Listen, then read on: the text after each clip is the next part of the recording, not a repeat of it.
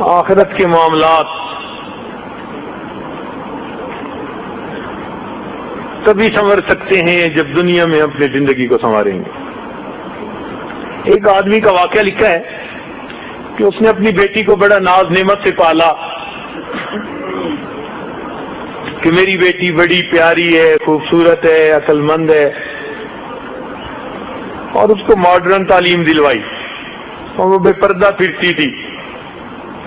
اللہ کی شان کے جوانی میں اس بچی کو موت آ گئی تو باپ نے خواب دیکھا،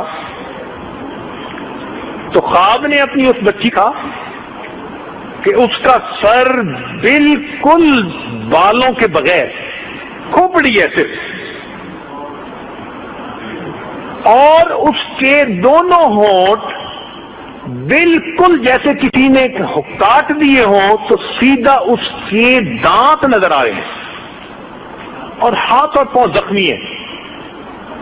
اس حالت میں اس کو خواب میں دیکھا۔ اس نے کہا بیٹی کیا ہوا؟ کہنے لگے ابا جان، جب میں یہاں آئی تو مجھے فرشتوں نے کہا تو ننگے سر پھرتی تھی، تجھے اس کی سزا ملے گی۔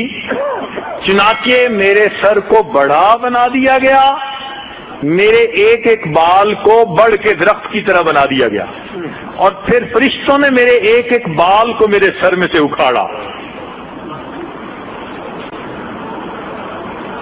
اتنی مجھے تکلیف ہوئی کہ میں بتا نہیں سکتی۔ پھر ایک فرشتے نے کہا اچھا تیرا تو وضو بھی ٹھیک نہیں ہوتا تھا، یہ تو کیا چیز اپنے ہونٹوں پہ لگائی ہوئی تھی؟ تو وہ سرخی لگاتی تھی، شیرنی جیسے خون پی کے ہٹتی ہے نا، شیرنیاں بھی خون پی کے ہٹتی ہیں۔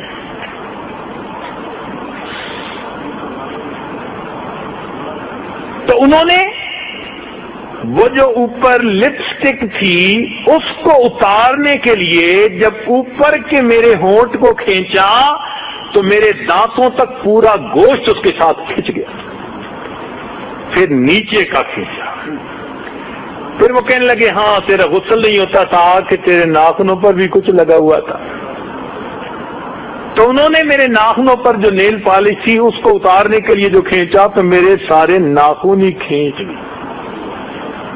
اب بجان اب میں اس حالت میں ہوں۔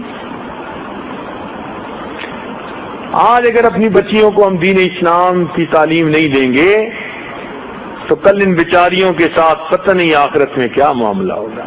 مردوں کی ذمہ داری ہے کہ وہ اپنی بچیوں کو دینی تعلیم دلوائیں، تقوی پرہیزگاری کی زندگی سکھائیں، تاکہ اسی زندگی میں وہ اپنے رب کو منا سکیں، اپنی آخرت کو بنا سکیں۔